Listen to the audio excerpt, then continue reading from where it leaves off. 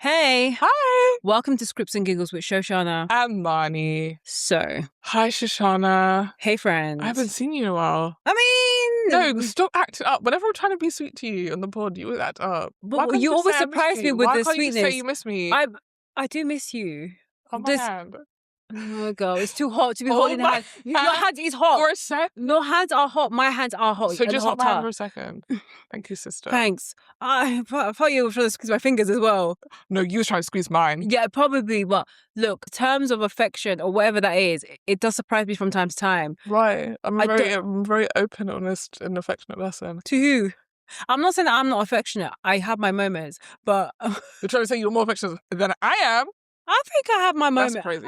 I think I'll be honest. Listeners of this pod have listened to me trying to be affectionate to you, and you being like, okay, anyway. No, you know why? Because Anyway, so she brings the affection in surprises, and I just like I'm a bit on guard because I'm always like, "What do you want?" And do you feel like if this was a relationship with a man, if this is a relationship with a man, do you think you would allow him to love you or no? Because it's given you won't let me love you, and I've known you for how many years? It's different. No. It's actually, you know what? It's not. Because I probably will have this similar feeling if a guy was trying to be affectionate with me. I'd be like, what do you want? What's the bottom line? Like, what was your ulterior I don't want motive? anything from you, friend. I'm trying to give. I'm trying to give. Do you know what? It's because it wasn't that you were being affectionate before we started recording, and then you were like, "Oh, recording now. Now hold my hand, huh?" Yes, because now we are starting afresh. Oh my god! But again, the reason why I think I'm more affectionate is because I'm consistent with my affectionate. No. When was the last time you were affectionate to me? I'm here. When was the last time we were intimate? Girl, let's not start rumors. And this is exactly what I mean. You're not more affectionate than I am. I think I'm affectionate with boundaries. So you're not. No, I think you can be you can show love, but when was the last time you showed me love? I'm here. I brought you wine. Okay, so these are actual. I actually not just bought you wine. I put the wine in the fridge before I bought it. Then I brought a little ice pack with me to hold it as I was traveling to come in, so that it was cold. I know it probably warmed up. Yeah, it but probably did. It did. But that was my sign of affection. I really do love. I love you. Yes, thank you. But I know, like in terms of my love languages, the love languages Acts of service. No, my top ones are words of affirmation, really? Quality time, yeah. So the exact opposite to me. Mine are acts of service. Mine are acts of service and gifts. Oh, funny. Surprise, surprise. Surprise, surprise. Surprise, surprise. Mine is quality time. Sorry, words of affirmation, quality time, and then, words of affirmation, then acts of service, then quality time, then physical touch, then gifts. Words of affirmation is right at the bottom of my list. It's so funny. But I really am not interested in that. But for someone who's a writer, I'm surprised. I don't actually put stock in words at all. I just feel like my experience of the world is that I've learned that people love to talk, and the actions don't back it up. I've lived long enough to know that I would prefer the actions than the words. I agree. I think that's why my words of affirmation and acts of service was very very close in the score. But what I find most interesting is that if I flip it, that's how I show love. So I feel like I show love through gifts and through physical touch, not so much. Yeah, exactly. Yeah, we just tried to hold hands. You wouldn't let me. No, I feel like you've never once kissed me. I'm not of that persuasion. Actually, do you know what I'm not gonna lie? I get that as well. That I don't kiss on the cheek, like when I ever kiss me on the cheek. Like if I'm saying bye to my mom, we always joke about it. I always give a cheek to cheek, like a cheek, mwah, mwah, but never like lips to cheek. No, and she's always like, "Why don't you like to do that?" I'm like, I don't know. Did you do that growing up? Yeah, cheek to cheek, when I was a kid, we weren't. I wouldn't say we were a particularly affectionate family, but for some reason, when my uncle would come and he would leave, he'd be like, "Right, give me a kiss," and we would all give him a kiss.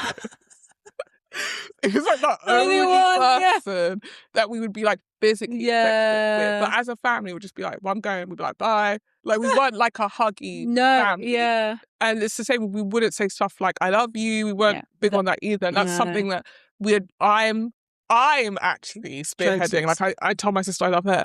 When I speak to her, I'm like tell my cousin and my cousins and my aunt and my uncle that I love them. I'm trying to, and it's actually nice because you do it and then the person says they love you back and you're like, oh, right, yeah. It's not because they don't love me that they haven't said this. It's just like not what you do. I agree. Like I only, like, I do say I love you, but not very often. And like, and I do hug my, like, my siblings and my parents. But like, I don't hug my sister at all. We don't hug each other. It's just so interesting. Like, we're not physical affection and like words of affirmation are not our things. Yeah, and it's I don't know what it is. It's just really, yeah, I don't know. It's probably definitely growing up. It's a grown up thing. Yeah. And also maybe it just feels a bit like awkward. Which I would say our love language for my family is like taking the piss out of each other and joking around and laughing, which I will say is a very similar love language to my friends too. Like if I can tease you or have a joke or we can laugh together, which I know is not an official love language, I feel that there's a level of love there by making people laugh. My sister made a lasagna and then she brought me some and I actually almost cried. Oh, that is very like, sweet. That's just like, not only did you make the lasagna, you took your time out of the day to like put it in a Tupperware box and come to my house and give me some. She's like, oh, I know that you like lasagna. Like, you didn't have to do that. Yeah. And I was like, you must really like me. Hey man, you're obsessed with me. I'm so done. And I feel like that's how we show up for each other. It's like, oh, we'll just do something small. Yeah. Something that is seemingly small to someone else, but it's like, I'm thinking about all the steps it took for you to do that. That means a lot to me as opposed to like you texting me, you're really cool. I care about that. Yeah. I get it. When it comes to me giving love, it's the other way around. Like gifts, I find, like, I actually enjoy, like, I thought of this, or you've said this like months ago. I popped this down, and this is a gift that I know you would love. Physical touch is more like, it's more like reassurance. Well, maybe I'll scratch physical touch, and then everything else kind of like falls on its head. Like again, it's all opposite versus how I like to be loved. There must be discussions as to why this is the case. Yeah. Acts of service is number one, the way that I show and the way that I would want it shown to me. I do feel like I probably do tell people I love them more. Like I'm learning to do that more. But I feel like, do you know what it is? I think it's like when you're reduced to like the most base version of yourself, like when you're tired, when you're hungry, whenever the one thing that remains is like the very basic version of how you show love. And it's like, even at my most spent, I probably would like, I don't know, put a pizza in the oven for you. Yeah. If I knew that you hadn't had something to eat. I might not talk to you. I might not sit with you while you eat it. But I know that you're going to come home and be like, oh, thank God there was something there. Eat. Yeah, I agree. It's kind of like the jokes you see like on social media where it's usually around like brothers. Like if you ask your brother to do something and he's like, no, I'm not going to do it. I'm not going to do it. And he goes and does it. Like, oh, if you go to the shop, can you buy me orange juice? And he's like, no. But he goes to the shop and buys it because he's like, I love you, so I'm going to do it. Love. Speaking of love. Go on then. Should we talk about, I sent Shoshanna a video today. Yes. That was, I think it's titled, well, I think it started off as the poster, the creator, I don't know, what do you call the person? The poster. Yeah. The poster. I posted one of the trend in that Netflix documentary trend, which was like me preparing for the documentary where I talked about marrying my Uber driver and getting into like £12,000 of debt, which, by the way, £12,000 of debt is not that much debt. Not in the grand scheme of things. In the grand scheme of things, no. Obviously, it's not nice when you're in it. I'm definitely not like, I was going to say, hey man, let's stop going on about your £12,000 of debt. It's a lot, I get it. Yeah. But I mean, in the grand scheme of things, there are people who are in actual debt that's like, hey man, I don't know how I'm going to pay this. This is not even a TikTok. I can't even put this on TikTok. Like, for real, she could go get a credit card to cover that debt if she really wanted to. True. You know? Anyway, for some reason, I missed her part of the story, but I had the Uber driver's version. Yes. And I was listening to it this morning, and the synopsis of this story is like, she's on holiday in Brazil. Oh. She gets on this... I didn't know it was Brazil. Yeah, she's on holiday in Brazil. God, that was somewhere else. She's got on this Uber. It was a motorbike Uber. So I'm not really sure how they managed to do this. Okay. He doesn't speak any English. She doesn't speak any Portuguese. Yeah. They have a conversation through Google Translate. He drops her off at her Airbnb. As she's going in, she's like, what are you doing tomorrow? He's like, oh, I don't know, probably working. And she's like, oh, okay. They get each other's Instagrams. Yeah. The next day, she invites him somewhere. He decides that he can't go because he'd been working all day. He's really sweaty. He's like, I can't go there. That's where tourists go. Yeah. I'm going to look like shit. So she asked him again later on in the day. She's like, I'm on the beach. And he's like, oh, I'll come and meet you. So he comes and meets her on the beach. They dance together. Oh my god. They like sit for hours and they have, again, a conversation over Google Translate. He doesn't speak English. She doesn't speak Portuguese. She then invites him to her Airbnb. He's like, hey man, we barely know each other. Yeah, you know, yeah. I could be a robber, you could be a robber for all I know. Anyway, she convinces him to go out to the Airbnb. Let's use our imaginations. He's very respectful. He doesn't say. Yeah. When she's that next day, I think she's leaving. Okay. And she's like, oh, I'm going to be back in Brazil in like August. Will you wait for me? Oh my god. And he's like, sure. I don't know. Yeah. She leaves. He's like, how can I show this girl that I'm serious about her? Because he's like, I've never had conversations with anyone like this. And he has like an old English book from when he was at school. And he's like, oh, I'm going to learn English. I'm going to learn English. And when she comes in August, she's going to see that I'm serious about her. Yeah. And then in between that time, he has a friend in Italy and the two of them are speaking. And she's like, I want to see you. He wants to see her. So he moves to Italy. What? He sells his motorbike. Oh my god. And he moves to Italy. She's got 2 weeks she's spending 2 weeks in Italy for work. So they line up, they spend 2 weeks in an Airbnb together. And she's like, oh, when did you know that I was the one? Because at this point, we're heading into like these two Airbnbs together. And he was like, I knew that I loved you when we were in Brazil. What? Her first Uber ride?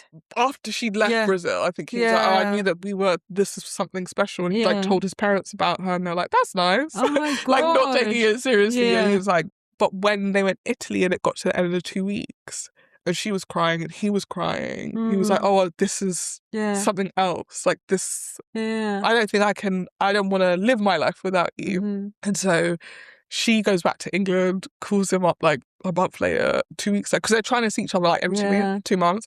And she's like, I'm pregnant. Oh my god. And he's like, okay. And he's like, I don't want to tell you what to do. I'm going to support you either way. You have your career. I'm in Italy. Like, it's obviously not ideal. No. She goes to Dubai and for work. And while she's in Dubai, she's like, yeah, I think I'm going to keep the baby. And he's like, good. Because that's what I wanted. I want us to be a family.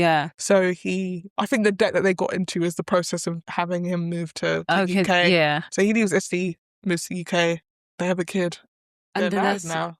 Oh my! I mean, can't have been more than a year, by the way. Oh god, it's a whirlwind story. It's a whirlwind story. It's a great story, actually. It's a great. No, it's not a documentary, but it could be a great scripted story. It's a rom-com. It's a yeah. It actually is. It's a rom-com. Actually, I'm not gonna lie. It's most rom-coms that are on Netflix, but they actually just go to Italy. Like, they find the love of their life on a motorbike in Italy, on a scooter. In Italy. It's a rom-com. Yeah. And at first I was like, this story is crazy as hell. But I think there was something about him. It's about the fact that he's telling us this story in English. I'm like, oh, this was 4 years ago.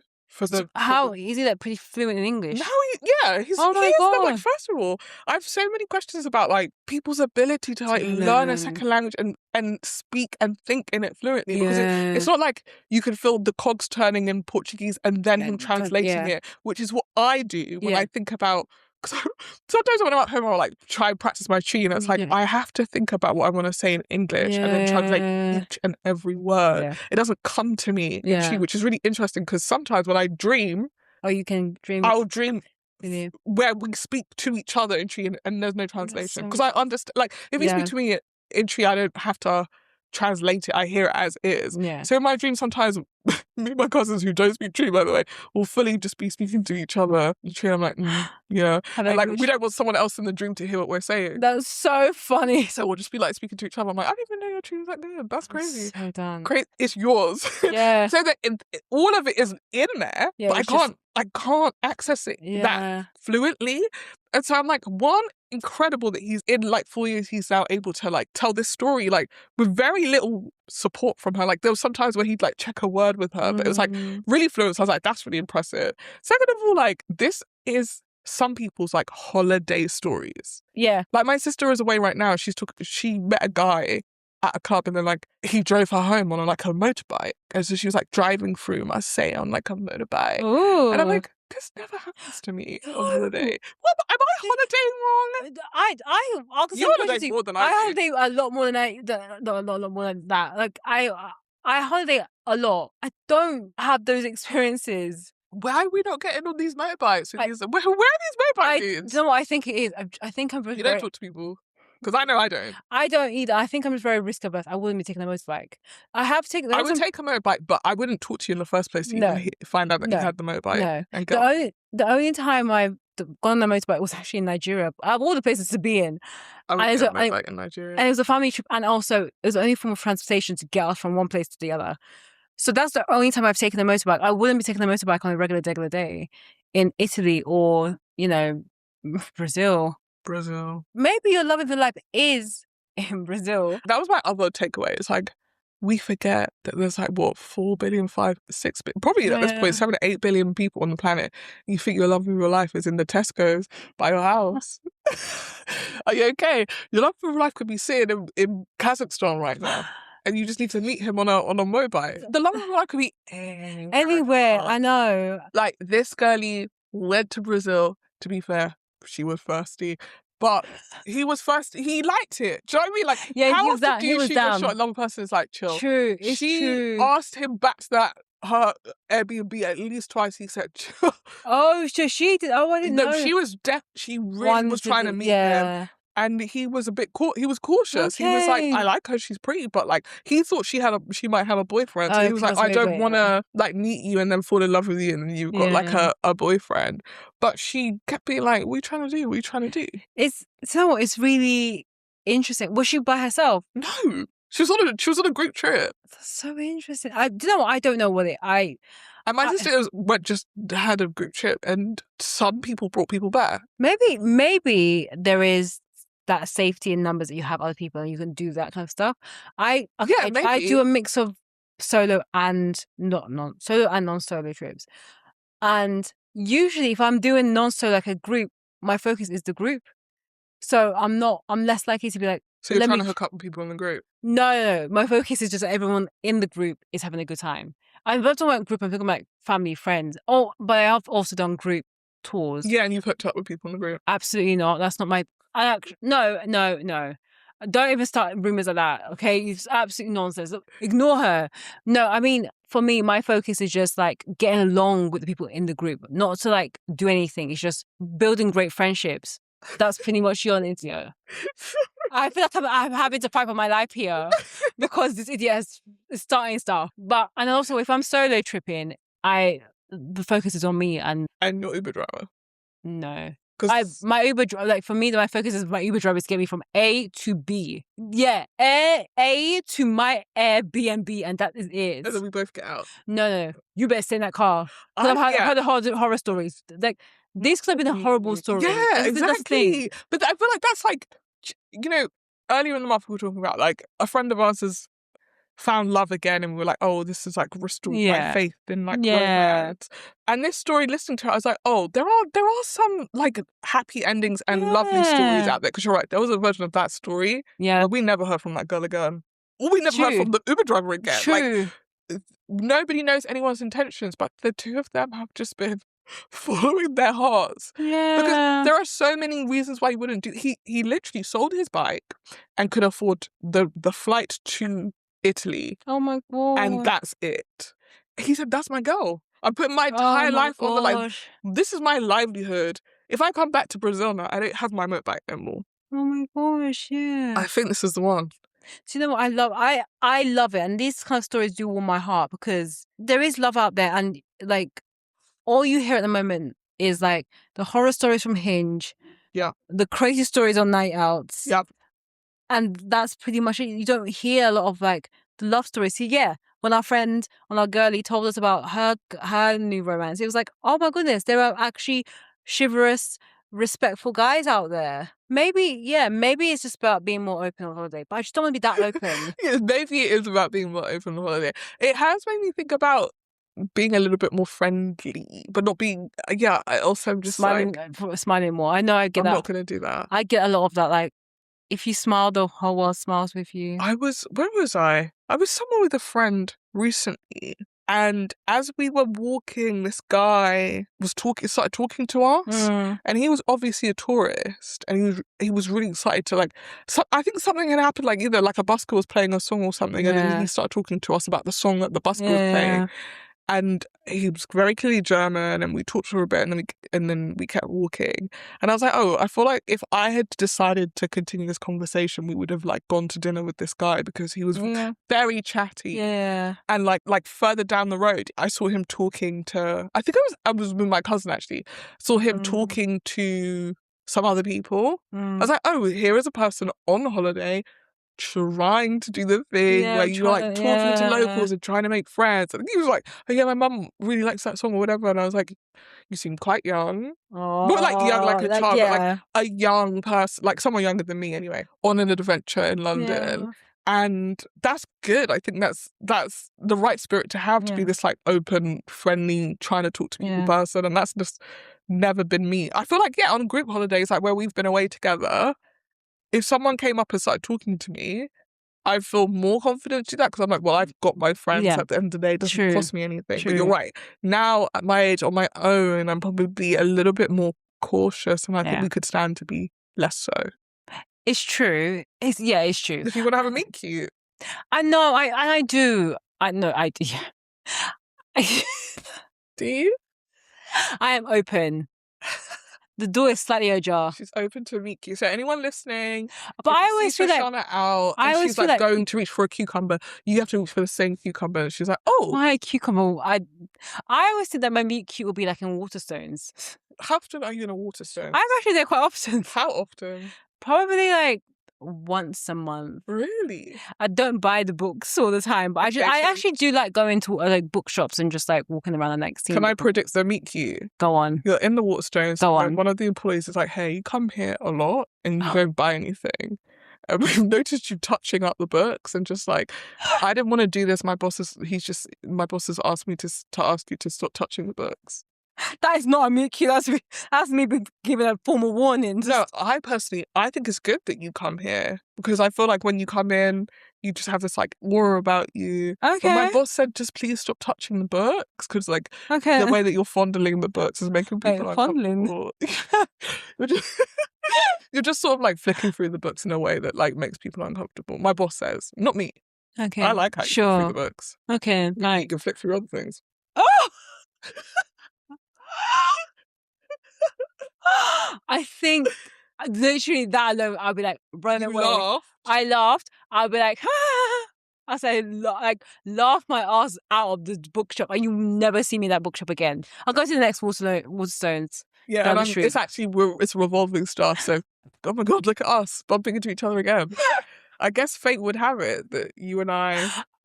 Look. I mean, when you see him the second time, you're gonna be like, this is kind of crazy that we bumped into each other again. I think that's the thing. I don't have a lot of those like, coincidence. I've seen you like multiple times, because usually that is part of like a meet cute. Like you see them once and you see them again, and but in a completely different environment, completely different place, and you're like, wow, is this meant to be? Yeah. And then do you see them a third time, and you're like, that's confirmation. Yeah. I have him at the bus stop.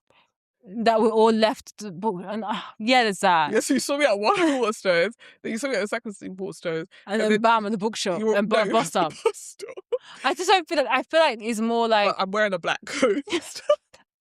Stop it with the black coat, okay? I never will. I hate that I revealed that one thing. One thing. That's not even the only thing you revealed. I'm just fixed on the black coat. If you heard that pod, you understand what the black coat signifies. But like for me personally, I would love a meet cute like that. What's your like fantasy meet cute? I feel like my meet cute would be like, I don't know, and it's not many places I frequent. It's awkward now. It's like, what, at your dance class? Yeah, he's shaking his ass. What are you doing at my dance class, dude? He's teaching the class. Okay. He's like a special teacher from Brazil. Ooh, a special teacher from Brazil. Yeah. And he says to me, your dancing is bad. But your spirit is good. So enemies to lovers. Like he points you out completely, like constantly. Like that girl. He's like, pause the class, pause the, he pauses the music. Your feet is clumsy. I don't like that. Picky pocky. I'm like, why is he always dragging me in these classes? There's other girls in here. I'm the only person who's bad. Yeah. That's crazy. And then that's how it starts. Enemy. He becomes the enemy. And then every time I walk into class and he's in there, I'm like, oh, here we go. He was initially a special, like, just guest teacher.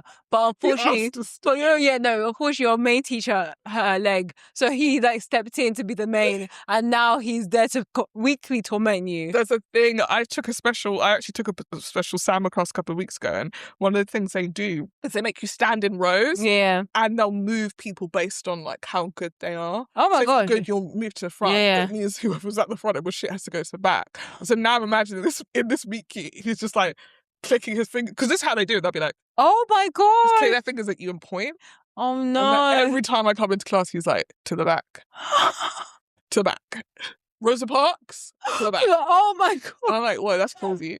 That's crazy, dude. That's wild. That's honestly insane, dude. So I'm not really sure how this is going to turn into a romance now. So then at Carnival. Okay, so we're at Carnival now.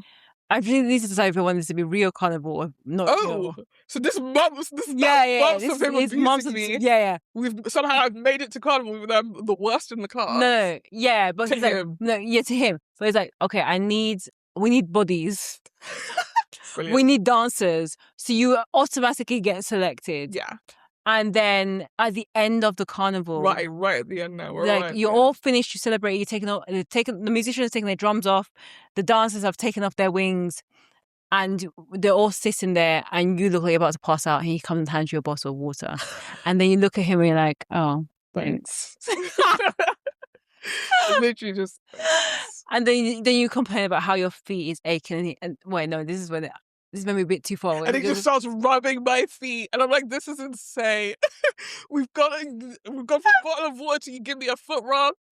I'm just trying to imagine this. Again, I was telling Marnie before the pod that I am rewatching Insecure like for the 15,000th time. And I still don't understand how Molly and Torian, jump. They jump like really quickly. Like, how did they become enemies? Literally, season 3, she could not stand him. He was just a stick up her butt or his butt. And by season 5, they get married and engaged and they're in love. And like he softens because her mum has a stroke. And he's like, my mum had also done that before. Okay. It was very random. Like, oh, my mum also likes, I don't know, hats. And they're like, okay, cool. Wow. And then this is making me look at you differently. Yeah, then they soften and then they end up liking each other and they have edibles at one of the parties. And then, And I'm like, how? Like, it did miss a bit of that chunk for me, especially like you're invested in Molly's love story because she's really struggled. But anyway, going back to this. Yeah. Maybe this is just a jump for you guys. I would like to update the story. Go on. But based on your inspiration, of course. Yeah. I think it's actually someone in the band. Okay. Oh. Okay. So they have seen me, but maybe I haven't noticed them yet. Oh. Because when I go to class, I'm just like dancing, but they're just like hitting the drum. Yeah. You could look, your eyes still work. Yeah. And then, and then the closer we get to Carnival, maybe something happens that means that like we all are getting told off for something. I don't know. And then he comes up to me and he's like, for what it's worth, I think that you guys are doing a really good job. And I'm like, sorry, who are you? Don't ever look in my direction. And that's how the enemies love us begins. Like, she's mean, I guess. And then after Carnival, everyone's just like happy and they're playing music, but just for us guys. Yeah. And then everyone's dancing. Yeah. Everyone's dancing. And now I'm like, that was really fun. Okay. You should dance now. And now we play music for the band. And then I'm like, wow, look at his feet. Look at him go. He's shaking his ass. He's shaking his ass. And this actually sounds very realistic. I mean, 100%. It probably has happened. There is actually one dude that I saw I'm sure there are other handsome people in the band, but there was one dude I was like, okay, you're new. Okay. I feel like I would have noticed you before. Okay. And I haven't seen him since. Oh. And he was tall. Okay. And he was like mixed race. And he had dreads. And I was like, right up your street. Sign me up. But yeah, he was very handsome, I thought. Oh, cool. I love that. He could have been Brazilian. He could well be. There are a lot of people who are Brazilian. Yeah. Surprisingly, in my Santa Claus. Oh, yeah. I mean, surprise. And also, like, when you go to Brazil, it feels like you can't. There's no race. Like, you can't put a finger on the race because there's no race. It is a multicultural hot pot of people from all over the world. There's white, there's mixed, there's black, there's not black, there's Asians. There is actually. Yeah. And it just feels like the whole world. Yeah, so that's the meet cute. Okay, but anyway, I love the meet cute. And then, 10 years from now, we're on the beach, also like this girl and her Uber driver doing samba together. Dancing. And with the kiddies. Oh my god! The little kids within the samba. That's a very cute. I love the story. Thank you. I like yours. No, you really. I feel like you elevated it. But did you like yours about the water stones and the bus stop? No, this is actually mean. You're doing samba on the beach, and I'm what? Looking into his eyes and what? But on the 343, you're talking about books. No. Well, no. So you don't like the books that No, much, I do like the so books. you're going in the water stones. No, I want to actually. I just want to always get a recommendation of the next books I can and that's get. what he's talking to you about. Yeah, but I just don't want. Why are we doing it on the bus? Like, why can't we do? Well, because we're both on the 343. So what? We're not going to talk to each other while on the bus. We can talk about it at the bus, but I just don't. Okay, let's get off. Honest, I'm not gonna lie. Let's get off and we'll walk through Burgess Park then if you want to walk. Okay, we can do that. That's how you know that's your man as well. I hate it. I hate it because it's a really realistic meet cute. I hate that it's really realistic. But what is our version of happy ever after? The happy ever after is you guys then. Whenever you go through your park, the park run that you do in the park? Yeah, park run. At the end, he's there with a lovely whatever drink you want to have. Water. Wow. Not even a Lucozade. Water. He's there, and then you guys walk to the lake. Yeah. And you sit, cool down, and then you talk about books. Could he read me a book? He can read you a book if that's what you want. I mean, that makes it more romantic. What, you don't know how to read no more because you did a park run. And that's what he's going to say. He's going to read it, but he'll be like, what? So you forgot how to read? So he reads me and then reads a book? Of course. I'm so done. That is love, though, of to course, me. Yes. And he's there, come rain or shine. This man's not doing the run, by the way. He's got up in the morning. We need to talk about why is he not running with me? That's not his ministry is books. Yeah, but he needs to exercise in some way. His exercises, he picks the books up and he puts them on the shelf. How big is he? You don't need to know how big. What kind of question is that? Why you always go straight for? You always go straight for lustful. Don't they teach you about that in church? Not eat with your eyes. Why do you eat with your eyes? How big is he? Is crazy. Did you hear me ask how big? No. When you asked the guy to dance, he danced with you, shaking his legs. You said that. You actually said that he's shaking his ass. I never said that. I said shaking his legs. I said look at his feet go. You said that he's shaking his ass. Because that's what your first thought. You are lustful. No, look, I just think, I'm so sorry. When you've seen people do samba, what are they shaking? Shaking their ass. The men's samba is not about shaking ass, by the way. And the ones I've seen. Yeah, I'm sure the ones my favorite Brazilian dancer that I see on TikTok. Sure. Always does a little spin and the skirt always goes a little bit high. Of course. And the cheeks are always a bit on show. Came to see that. That's what you said. Pretty much. Actually fast forward the video. Let's get to the end. No, I love both stories. I do love a meet cute. And maybe it's, I like the park setting of yours because I like nature. I like being outside. Yes, I do. I like the contrast between the physical and the mental. Like you're out here, all you can do is run. You don't know how to read. And he's going to teach you how to read. That's nice. I like it's very realistic, like walking in the park and you just having a really great conversation with someone. I like that. Yeah. And like your family home is on one side, his family home is on the other. 2 kids from different sides of town, but it's divided by the park. Oh, geez. Both poor. Because both sides of Burgess Park broke. There is no rich side of Burgess Park. There is not yet. I mean, there will be. Wolf Road is really coming together. It would never be Wolf Road. It would never be Wolf Road. Okay. Not as long as there are crackheads. Wolf Road will never be the rich part. No. Like they're gonna split it between. But Albany Road, I feel like the back bits, the bits of Haygate that they've knocked down and rebuilt. That's where it will start to be. Or they're gonna split out Wharf Road to be North Wharf Road or South Wharf Road. North Wharf Road is basically where McDonald's used to be, and they're rebuilding the houses there. Everything above that's North Wharf Road. Okay. South Wharf Road is everything. The ghetto. Did you know that Cabot has the highest rate of children in county lines gangs? No. Yeah, in Southwark has the highest number of all the boroughs in London. Not surprised. And Camberwell, Old Kent Road, and what's the third place? I think Bermondsey. Jesus. Dulwich, smallest number. Of course. I mean, surprise, surprise. I learned that this week, and I said, "Oh, we're not making it. We're not What making is it. going on, man? We're not making it." What is going on? Why is there still gangs?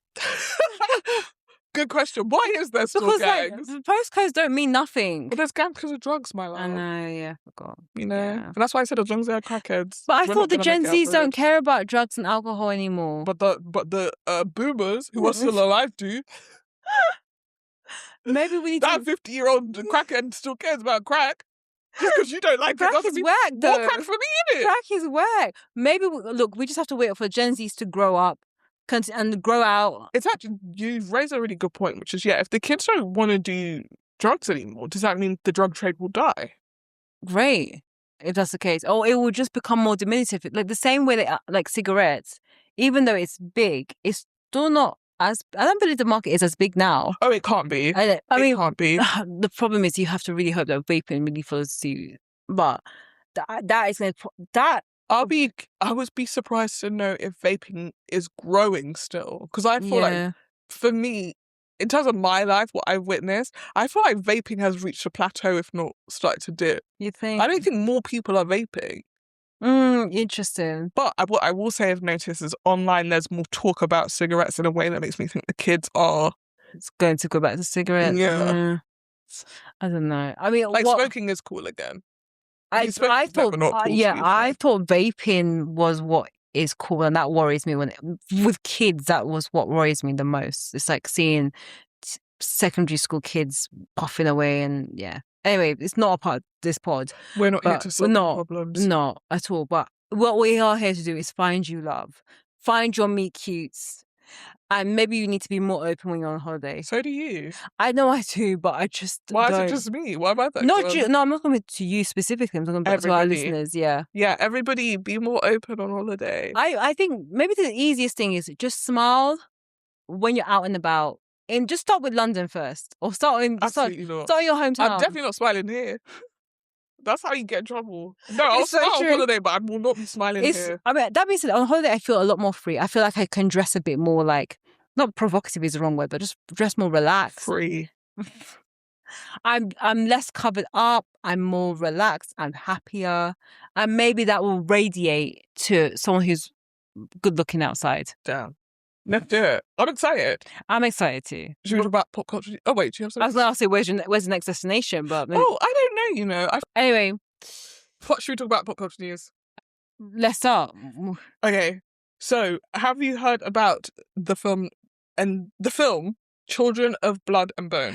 I've heard about it because I know it's based on a book. I have not read the book. I have not read the book either, but it's written by a woman called Tomi Adeyemi. Mm-hmm. She has been really supportive of the adaptation until recently. She's going to cameo in the film, and a character in the film. So this is based in like a sort of fantasy version of Nigeria, I think is the idea.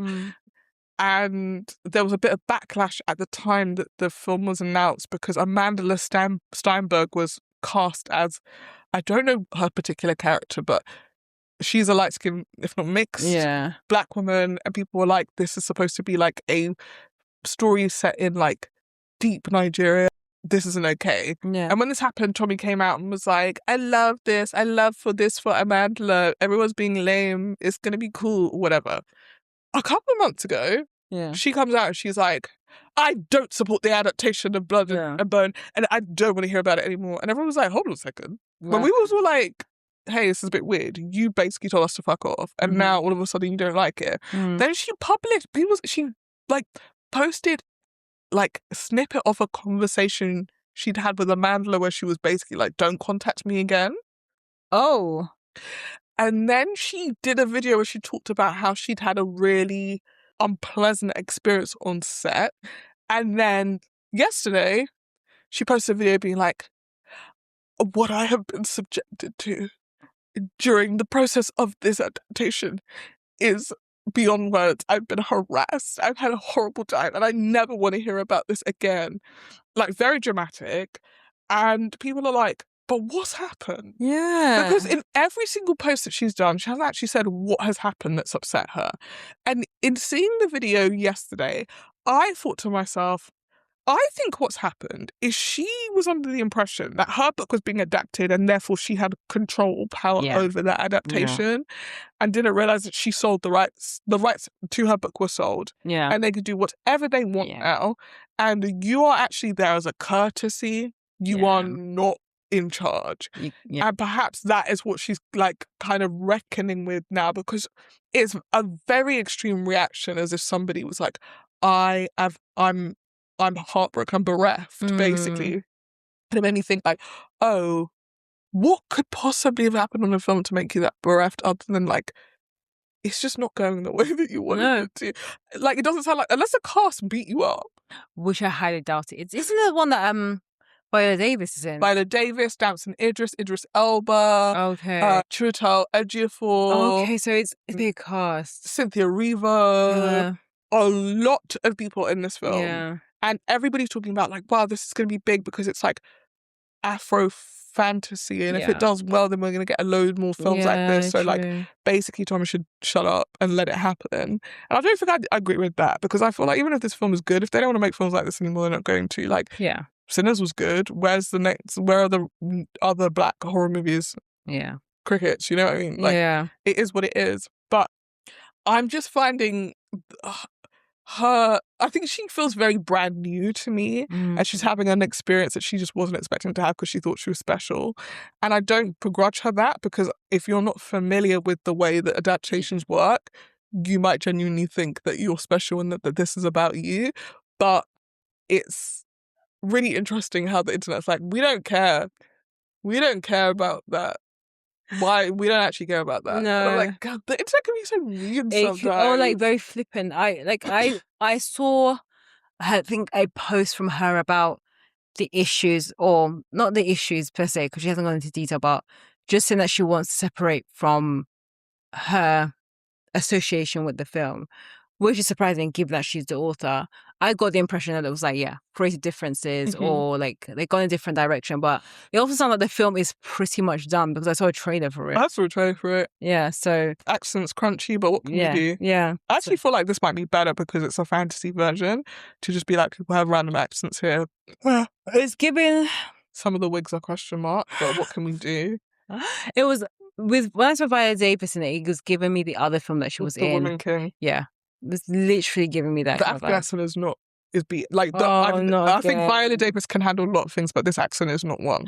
Like, it keeps being harassed, and it is what it is. Like, everybody has a kryptonite. Yeah, but everybody has a kryptonite. I don't know who transparently can do a really good African. That's it. Just sounds good, but I feel like the pipeline from Brit to African accent is shorter than the pipeline from like American. Because they can't even really do British accents. So if you can't get here, how are you going to get there? But also, I do feel like this sounds really like maybe a gross generalization, but most Black British actors are from like either Africa or the Caribbean, and they're very much rooted in that culture in some way. So they have an African mum or African grandmom or whatever who spoke to them with the accent. So they can always be like, when my mom said, oh yeah, go and pick up your thing, blah, blah, blah. They can reference that. Whereas African Americans, I'm sorry, some of you guys don't know where the root is because of what happened. And what happened? Slavery. Calling it what happened is so... Please, can people start using that phrase? Well, because of what happened. They didn't get it because of what happened. Yeah, because what happened, and unfortunately, slavery meant that you lost your root. So you don't have a auntie or mother or grandmother who had the accent to be able to reference. Sure. So because of what happened. No, you're right. And that's why what happened was bad. That's why people always say that. It was bad what happened. I wish you didn't say it that way, but like that's what I meant anyway. So anyway, that's why I think that probably the pipeline to African accent is just a little bit easier. Yeah. But that being said, I have heard some shockers of African accent, even from British actors. So have I. I think just don't have a sense of place. And that's why I think like it's maybe good that Yeah. this is a fantasy, because once you put a sense of place, that's when everyone's ears prick up. So my ears prick up because I'm like, no, that's not that. This is definitely not Nigerian. That's not that. Or But if what? you're just like, this is like, that's the thing about Black Panther. It's like, Wakanda is a fake place, so some of us could sound like we're South African and some of us could sound like we're West African. It doesn't matter, it's not real. That's how literally I can think of like the curse of the Black Panther. I was like, yes, that's probably why you could get away with those accents, because it's like, just a big one. yeah, exactly. Big one.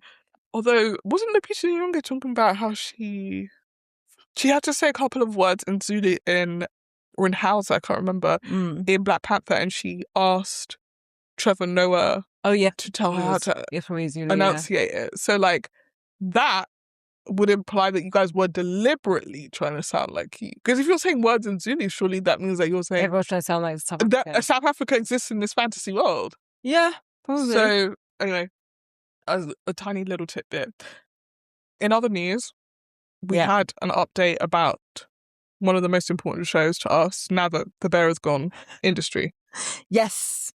Who still haven't been recognised for a Grammy. Definitely not for a Grammy. But an Emmy. They still haven't. It's just I feel like no one's been nominated. I think wait, has it ever been nominated? I just haven't. It definitely has. Because weren't they campaigning for Myla and Marissa to get actress and supporting actress, and then Kit Harington and... No nominations for anyone. Damn. Actually, in reality, HBO's drama series Industry has never been nominated. They're jealous. No, I don't know if it's going to be one of those Schitt's Creek thing where it's like once it's finished, like flurry of awards are going to come in. Yeah, it's like Mad Men was nominated every year, never won until like the final season. Yeah. Or was it? Yeah. It was nominated every year and it went until the final season. So like... Yeah, maybe it'll be that then. But Shoshanna is joining... Shoshanna is going to be on Industry. No. And she sounded great in even a little teaser trailer. Yeah, but she was doing her line from Girls when she first meets in person Jessa. And Jessa's she's like, you're so fucking cool. That's what that is. Yeah. Okay. I did not But anyway, Shoshanna, the actress who plays Shoshanna in Girls, Zosha Mama, is going to be in the 5th and final season of Industry. I feel like when I read the news, I was thinking about how sometimes Drag Race will announce the guest judges and it's like people that they know that like the audience is going to be obsessed with. It's going to be Lady Gaga. And we're like, oh my God! Them casting her feels like you know your audience and you know that we're all going to be like, yes! Like this is a great fit. When I saw her in the teaser, I was like, this is very exciting. Like, it is very exciting. And not just because she's like my namesake, or I'm her namesake. I think it's because she's going to fit the show really well. I think it's not like she's a bigger star in the world, so that it's going to bring more eyeballs, but I just think that she's going to be a good fit for the storyline. Whatever that storyline is, we don't know. We had Max Minghella last season as this like creepy American. She's the female version of him in the new version. Potentially, yeah. I'm excited. Same. Also, in what do we call this? Pop culture news? In media news. Media news. The trailer for Camp Rock 3 has been announced, and I haven't watched it yet because I wanted to watch it with my good sis because we both love Camp Rock. We love the Jonas Brothers. They're good Christian boys. They've never had sex. I'm really looking forward to seeing what they do in Camp Rock 3. I mean, I think they've changed now, but let's watch it. Okay, here we go. I'm so excited. When I look out at all of you, all I can think about is the talent that has come through here. But where is she? How can they do Camp Rock 3? I mean, without her. Finally get to focus on my music with no distraction. That's the mom. Yeah. That's Joe Jonas. Oh my Lord. They're back. Oh my God. Can you believe it? Oh my God. All 3 of them. Because they all want to connect 3. Thank God for Kevin. If they didn't bring Kevin back, I wouldn't have watched it. They would connect 2, but Who is this for? Disney Channel. No. I mean, who is the audience for this? For our children. Oh, right. Okay, yeah, I get it. So this is a comment on us for not having kids. Right. So I was like, yeah. I've seen enough. So I was at work and I've seen that. the kids, the interns were like, oh my God, Camp 3 is coming up. There's news that Camp 3 is coming. And I was like, when Camp 3 came out, I was a certain age. And they were like, how old were you? And I was like, don't answer. Yeah, don't answer the question. Because I think I was like 15. And it is now, yeah. Potentially I could have a kid. Oh my God, yeah, you would have a 15-year-old. Yeah. You would have a 10-year-old. You could have a 10-year-old. I could have a 10-year-old, yeah. Oh my gosh, yeah. I could have I could literally have a 10-year-old. We have a friend who has a 12-year-old. Yes, I was going to say, I literally said I a could have a 10-year-old. And yeah, so really, Camp Rock 3 is for my children. So, because they're expecting my kids to be of Disney Plus age. Yeah. And therefore, that's the audience. And we can watch this film together. And I can be like, oh, I remember Joe Jonas. He was my favorite. I remember Joe Jonas. Yes, I remember him. Yeah. Demi Lovato is not in it. She's an exec producer. Oh, okay, good. Yeah. So she's involved. She's involved. But the storyline is going to follow like the next round of Camp Rockets. But no, I don't want to see that. I want to see my girl Demi Lovato. I want to see my This my is boys. me. This is you. I'm exactly where I'm supposed to be now. My personal favorite song, because I'm too cool, because I'm too cool. Oh my God. Don't take it personal, don't get emotional, you know it's the truth. I'm too cool for you. You think you're hot, but I'm sorry. Oh my Lord, I'm so done. And the best thing about that song is that the auto tune is turned up to like 10. So when you're listening to it, it sounds like a robot is singing it, and it's just like. Oh, what I love about this is that they're really trying to contrast Demi Lovato's like raw vocals with this like polished, untalented blonde girl. I loved every single song she did. Mind you, Demi Lovato had an amazing voice. That's what I'm saying. Yeah. That's why they had to give the girl the auto tune, so she sounded weird. It's just crazy, honestly. So that's Camp Rock. If you lot are excited for Camp Rock 3, sound off in the comments. We'll have we all get together and watch it with our 10-year-old kids. I can tell you now, like that, the idea of watching Camp Rock 3 is not my street. I think I might watch Camp Rock 1. Just the fact, yeah. Because the thing is, Camp Rock came around the time of like High School Musical 2, but it was a bit later than it. And so there was definitely, by the time High School Musical 2 came out, I had aged out, but I was like, no, I must watch it. I love Zac Efron, as you know. No, I actually don't think we had aged out after High School Musical 2 because we were at school. No, but I thought we were in secondary school. I don't think. Yeah, we were in secondary school when the first one came out. Yeah, but right at the beginning, I think like year 7. No, we were not. Year 8. We were early. We were in 8 maybe, and then the second one came out in 10. I think okay, so why would we sing a bet on it then? If we were so aged out, No, I think we should have been aged out, but because the songs were fire. The film is entertaining. The film was entertaining. The songs were fire. Bet on it, bet on it. No, I don't dance. I don't really care. There's not a chance. No, I can do this and you can do that, but I don't dance. Hit it out of the park. Actually, yeah. I mean, technically, yeah. I know. Kenny Ortega made that film for adults. He did. And we were adults. He did it for us. He said, I know that there are going to be girls in school uniform watching this and being like, I really wanted to not like it, but I love it. I'm kind of obsessed with it. I feel like I remember us watching it and then being like, oh my God, it was so bad. But then here we are. True. And here we were at the time still singing the songs. True. I think that's why I'm like, in my head, I mentally should have checked out because I still watch High School Musical 3. I think we went to the cinema to watch it. We did. Was it? Did we? We did. We did. We went to see High School Musical 3 together. Oh, did we? Yes. Oh, yeah. I mean, at that point, we had to finish the series. We had to finish the trilogy. No, yeah, we had to. We had to finish the trilogy. We were too old by that point. We had aged out by that point. I know we did. Oh yeah, we were fully in university, I want to say. Yeah. Or at least in sixth form. Yeah, we had aged out a bit. But Camp Rock 2, or Camp Rock anyway, I don't think I ever watched Camp Rock 2, you know. That came out maybe a little bit too late. Yeah. I know I watched Camp Rock 1 and 2. 2 was horrible. 1 was I was inching out of the age that I should be watching. The thing about Camp Rock here is that it had some fun songs, but it was not High School Musical. No, and it tried hard. It didn't have the fun. It wasn't campy. That's the problem. High School Musical is high camp, whether you like it or not. Like Ryan and Sharpay really elevate that film to a status True. that you can still enjoy it, even if you're not taking it seriously. Yeah. But Camp Rock maybe took itself a little bit too seriously. And also the thing is, like, Joe Jonas was like in the height of their career. Like, everyone absolutely loved. So that's Burning Up.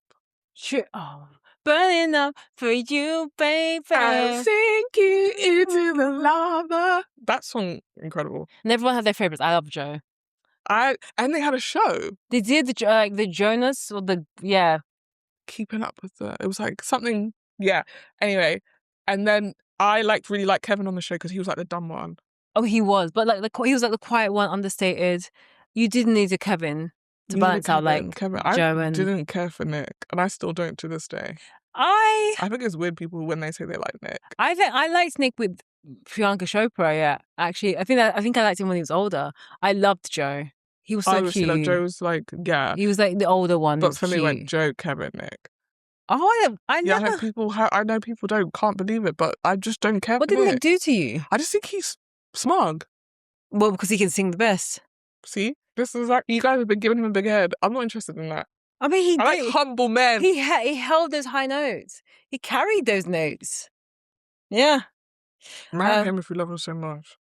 He's not my type. He's short. Here we go. After all of that yapping. Anyway, on to the next thing. Before we continue to fight about Nick Jonas. Next point. Have you heard of the tall girl community? No. Okay, so you know in America, there was like, people started hosting these like tall people events where they would be like, oh yeah, tall people in Atlanta, people over 6 foot, whatever. Someone tried to launch one of those here. Oh, but for like tall girls, it was like a tall girl community. And I remember me and my cousin were texting about it because we are women of above average height. And when she was like, oh, one of my friends like sent me the link to like the tall girl event. And she was like, oh, you should go to this. And she was like, my cousin was like, why do you think I would be friends with people just because they're tall? And I was like, that's actually such a good point. Like, I don't care about that. You don't want to date men that are tall. I don't. You do. I know you think you're looking in the mirror, honey, but that's not the case. I don't. You do. Oh, anyway, come to find out, the tall girl group was a front to get people to join SPAC Nation. You can't make this stuff up. You can't make this stuff up. I don't know if you've noticed this, but I have noticed a rise in the street evangelism. Yeah. What's going on? Can you tell me? Because you're a person who is more connected to the church. Are the people not going to church anymore? What's up? It's actually the opposite. There's actually a rise of young people going to church. So I'm very surprised by the absolute need of having... No, I'm not surprised by having a need of... So yeah, I think, ironically, there is a rise of Gen Zers in church now. So it seems surprising why equally there's been a rise in street evangelism. Because I don't know if that approach is what is getting Gen Zs to come into church, per se. Yeah. But I have seen more tactical ways how people try and get to speak to you on the street. Yeah. Where like they compliment you like, oh, I like your shorts, I like your top, I like your thing. Which happens to me. And then they'll want to have a conversation and be like, oh, we're doing this group and we'd love to invite you to this group. Like after you start to read between the lines, it's inviting you to church. Some of it is legit. Some of it is SPAC Nation. Yeah, the SPAC Nation of it all is obviously very bad. The other thing, but it's also just strange to me. I don't know.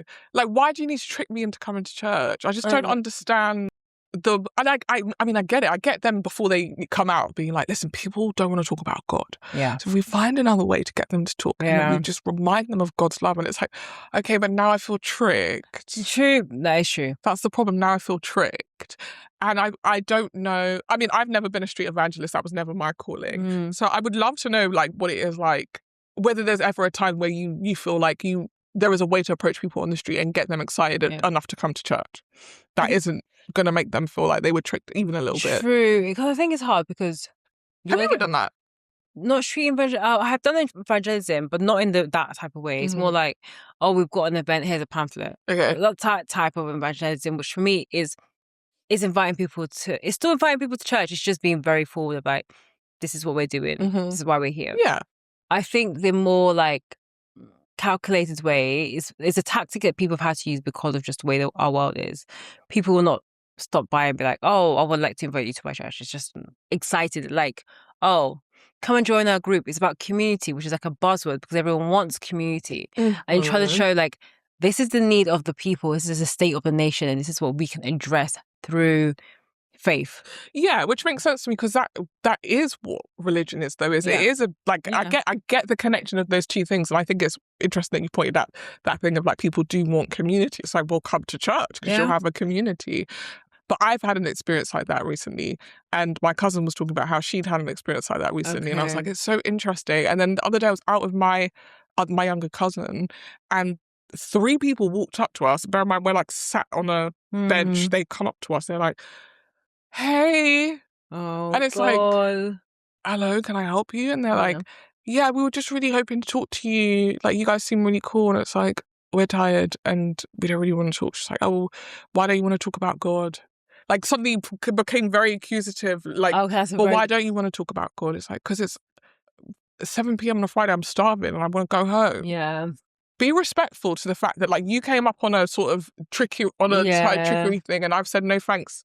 Just drop it. Yeah, and they still like pushing for it. Yeah, but I'm sort of standing there looking kind of sulky and I'm like, but why? That's the dangerous part. Because on the flip side, I have been to churches where they have like a number, have a quota, like they expect you to speak to this number of people.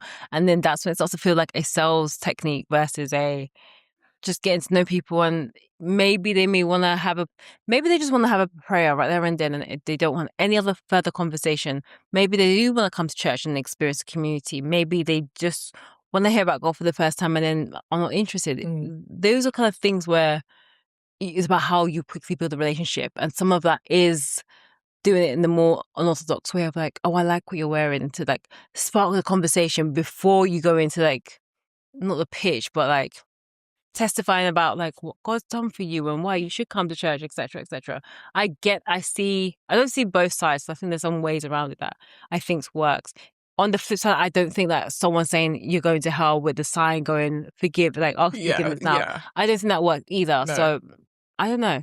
Yeah, I don't know. It's a really interesting thing, and I noticed that they only ever target Black people. True. And that's something also that people should consider. Like, why are we the only people that you want in your community? Yeah. You know, if this is about saving souls, shouldn't you be going up to everyone? Like, I don't know. I think that's interesting too. And why are they always young as well? True, it's true. Anyway, last bit of pop culture news. David Johnson has been announced as our new Black Panther! Wakanda forever, Wakanda forever. Thoughts? And they better not be negative because the internet has been raging, and particularly Americans. Really? Oh, Americans are pissed, honey. You've given this to another Brit. These Brits come stealing our jobs. Sorry, I'm doing a British accent of doing American. These Brits coming over here and stealing our jobs. This is outrageous. We're upset. That's what they sound like to me. And then I'm so done. Being like, he's not even big. No, he's weedy, and his wife is white. Is he married? Yeah, apparently. Okay, so that was my other... Okay, let me do a step back. Yeah. A couple of podcasts ago, I talked about watching the film by J-Lo and the guy from Ted Lasso. What's his name? Daniel Bretman. Something Brett Goldstein. Brett Goldstein. Brett Goldstein. And the thing is, I said, look, I find Brett Goldstein attractive. I think he's attractive. I think he's an attractive man. I bet you do. All right. He's an attractive man. Weird looking. No, I don't think he's weird looking. He is very weird looking. That is not a conventionally attractive man. Don't think so. No. Brett Goldstein. I don't think he's ugly. I never said he was ugly. I just don't think he's like, you show that man to anyone and they're like, that's 100% my type. Okay, I get what you mean. Come on now. I get what you mean. But I was saying to He's cute though. He's cute. But he's not for everyone. He's not for everyone. And I was saying... No lips. Watching... Oh God, no it doesn't. I'm out all top or bottom. Check out. I'm checking out at that point. Jesus, Lord have mercy. Rip to that guy. So yeah, the film I was watching was Office Romance. And what I said was, I really struggle to find Brett Goldstein, like, sexy. But you find him attractive? I think he's an attractive guy, but I didn't feel like that attractiveness translated on screen to like, yeah, this is a good looking guy. So then what does the attractiveness translate to you then as? Like he just, I think I'm attracted to his character in Ted Lasso. Right, got it. Okay, no, that's no. I think that's helpful. that's You, it. Like you're not basing it solely on how he looks. You were basing it on the whole personality. thing, and without that, suddenly you're like, oh, no thanks. And I actually think that validates why I'm not superficial in that sense. Like I'm not about like just height or like. I feel like you are actually pushing it. You're taking it a bit far, but like let's not do that. I mean, okay, I just want to land my case, but my thing about David Johnson, it was, can you see him as a leading man from a romantic standpoint? He literally isn't a romantic film, don't you think? He's in Rye Lane. I don't think. Okay, so this is my other thing, and this is my general thoughts about Rye Lane. We went to go see that, remember? We did. I thought we had a lengthy conversation about it. Did we talk about the board? Did we? Yes, we reviewed like Rye Lane. I believe we did. So we'll have to go back and look at that. We may have to. But we listened to it back and we're just like, David Johnson's awful. No, he's never going to be anything. I can't remember what we said about him. Because I was introduced to David Johnson, like probably with you at actually Industry. Yes. So he was a great character there. I think on Rye Lane, I loved the film. I thought it was like a love letter to Peckham, someone that's very close to my heart. Can't wait to listen back to the original episode because we do not know for a fact if we actually what we said. In hindsight, I do think the love letter to. I actually do think I said something along the line of like Peckham being the fifth character or third character. Said. No, I agree, but I cannot remember what we said about Neither that can film. Neither can I. I will have to go back. But my thing is, I couldn't see him as a straight leading man. I couldn't see the connection between him. So did you like the film or did you not like the film? I liked the film, but I didn't see like a connection. I couldn't imagine the two leads being in a relationship. Okay. I think some of that is just due to David Johnson, and yes, he's not. But isn't that more to do with the fact that you met him as a gay character? I do think that as well. I do think that and if you'd met them in the opposite direction, maybe you wouldn't have such like if you'd seen him in Rye Lane first, maybe you wouldn't feel that strongly that he couldn't play that role. No, I still think I would have had the same thoughts because I definitely was like when I saw he was the second lead, I was like, oh, this is a pride. I just don't. Sorry, let me just clarify. Is it him being a lead or is it him being is it him being a lead in a romantic film or is it him being a lead at all? No, him being a lead in a romantic film. I think he's. What the thing is, he's not that young. He's like 32. Yeah. So, but he has so much of his career ahead of him. He won the BAFTA's Rising Star Award. He's a good filmography already. Yeah, 100%. So, I think he will be a great lead at one point in his career. I have no idea that actually he co-led Rye Lane, so he has the power. Co-led The Long Walk. I've watched that. Okay. Which I just watched. Yeah. He's very, very good. He's a brilliant actor. Yeah, I think he's a great actor. I think he's about to leave Black Panther. True, and so that's why Black Panther aside, my initial question was just how we saw him from a romantic standpoint because I've struggled to be able to decipher him as a really strong straight lead versus someone like a Michael B. Jordan, who I saw in the remake trailer for Thomas Crown Affair. Is that a romance? It's a bit of like thriller espionage with romance. Okay, I am gonna say something that I'm hoping I said in our original review, but I'm not sure. Go on. I think that David Johnson is a good romantic lead for a particular woman. Go on. In that, I think that what they were trying to do with that female lead was right, but kind of a little bit off the money still. Like, the way that he looks and the way that his personality is, I think I remember saying that there's a point where they go to a meal with her ex and his new girlfriend, and she's trying to drag her, and he, drags the girlfriend or whatever, drags the ex. And he's really quick on his feet and he's witty. And I was like, now this is singing for me. Now this is working, which isn't this is a person who's he's quick and he's witty and he's kind of cutting. And that's what's sexy about him. Yeah. I don't think he is, because we're going to sit here and talk about Michael B. Jordan. What about Michael B. Jordan's personality makes him sexy other than the fact the man has a six-pack? We're not going to... I think it's hard because people talk about Michael B. Jordan a lot, but you're talking about the physical. You're not talking about anything that he possesses in his body aside from his physicality. I concur. Oh, concoct is a new word. What would you use that word in? What context do you use concoct in? I concoct. Back to Michael B. I don't think it's just his physicality. I think it's a mixture of his physicality plus I do think he has a swagger. That's it.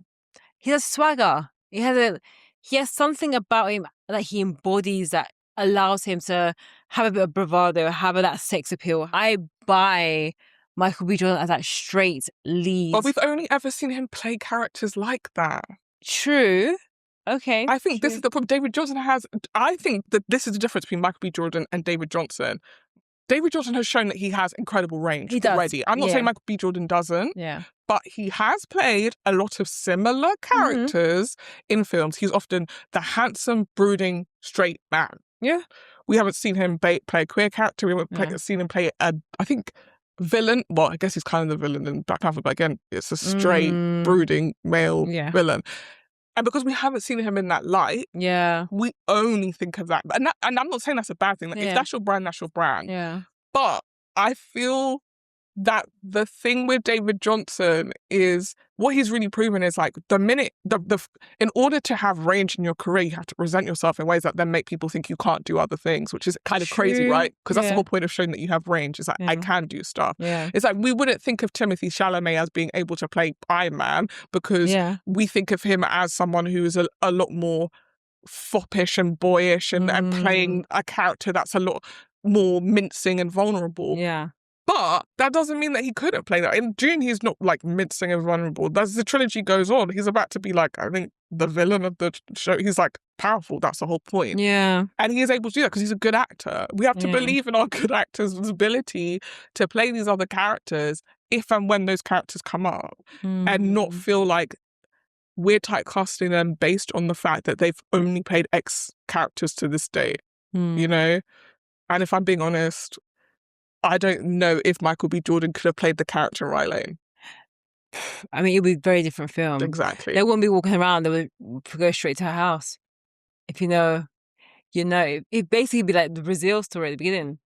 Come to my yard. Come to my yard. See, and so you can't even tell the kind of like sprawling love story you want to play. You would want to tell with a Michael B. Jordan because we've got an idea in our head of him being this guy that you fuck. It's so insidious. It's true. So I think that's when it comes to David Johnson. I'm keen to see how he will be in Black Panther 3. I think he's a great choice. He is well, like he's known relatively in the industry, but he's not massive.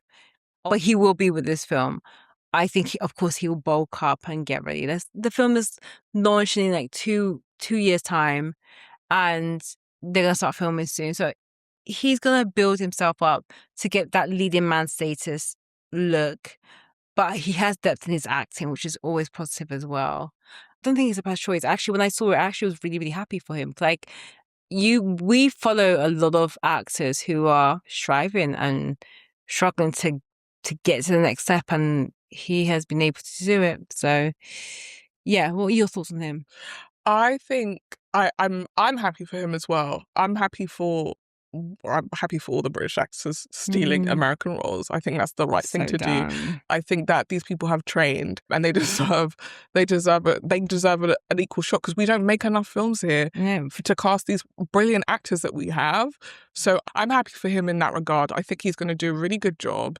Really the bulking up stuff. I feel like people are forgetting that Chadwick Boseman wasn't the most jacked dude at the point of casting. I feel like everyone's got selective memory about that film and the way it came into being. Like, I had never even seen Chadwick Boseman before that film came out. Same. So this idea that like people are owed a Damson Idris, which is what people have been saying online. Oh, Damson Idris is right there. This person is right there. Aaron Pierre is right there. It's not about casting the most jacked dude in the role. It's about casting someone who you think can bring complexity and range to that character.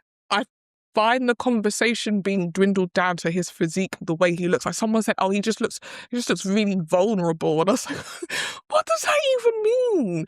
A friend of mine sent me a video And this American girl was talking about how, like, we don't want him for the Black Panther. Black Panther represents so much to us Americans. I'm like, done. you lot are so delusional, like, for real. Like, American people think America is the only country in the world and therefore is the only person allowed to have opinions about anything. And it drives me absolutely insane.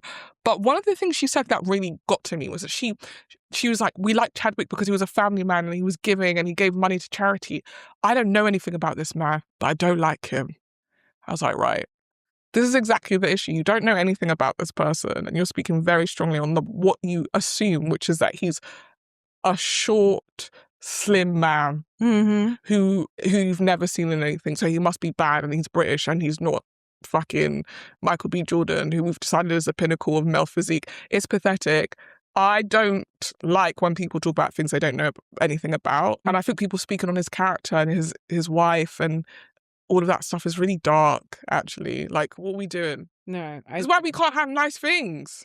Relax. I think he's going to do a brilliant job. And I trust Ryan Coogler, and I don't think he would pick someone who wasn't going to do a great job. We're going to get to our review of the week now. Yes. Which is The Polygamist. Oh, yeah. And the South African series has taken the world by storm.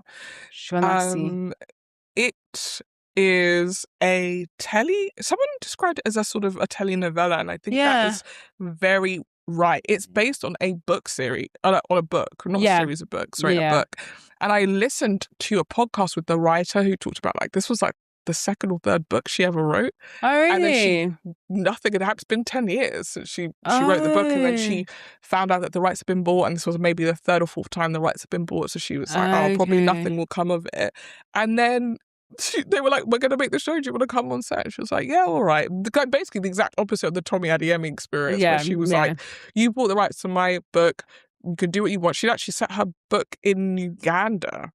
Oh, so it's not even South African. No, because there was a lot of chat about that. One of the questions that the interviewer asked, what were you trying to say about South Africa when you wrote this book? And she was like, I wasn't trying to say anything about South Africa. It was supposed to be about South Africa. But I did want to say something about polygamy.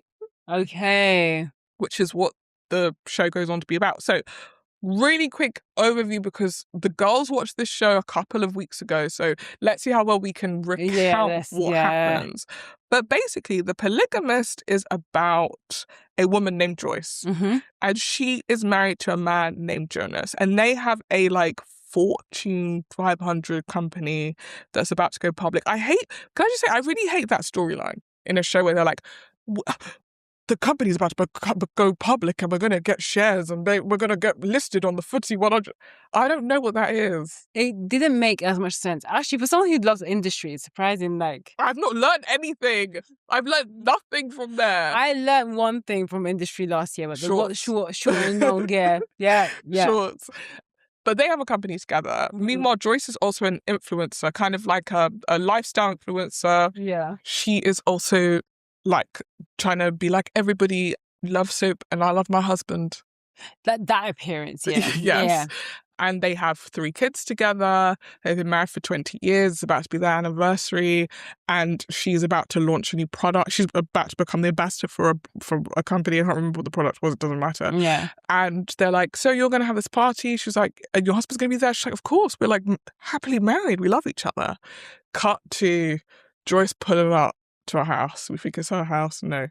It's Jonas, her husband's house, with his mistress, Matipa. So, trouble in paradise. Already. Yeah. We now rewind. We find out Matipa came to the workplace to collect Joyce's husband.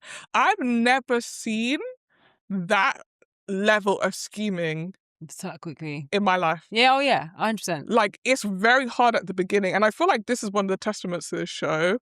And maybe that's what the 22 episodes are for you to actually grow to be like, I feel bad for this woman. Because at the beginning, I said, whatever comes to you, deserve. I've never seen someone dig and dig. You know the phrase gold digging? When I think about it, it's always like, you actually don't have to dig that far because men want to go, this woman dug and dug. Bear in mind, Joyce, at the time where she goes after Jonas, Joyce has just had a baby for this man. Yeah. She's actually not doing well. She's even having postpartum. Yeah.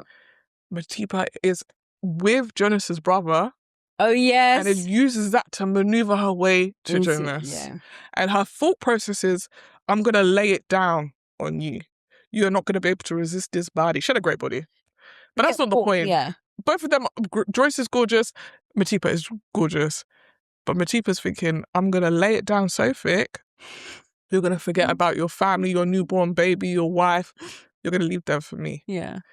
Jonas is kind of thinking, nah, I'll fuck you and I'll have my wife still. And when Joyce finds out, because she hears Matipa in the nail salon talking about, yeah, I'm sleeping with this man at work.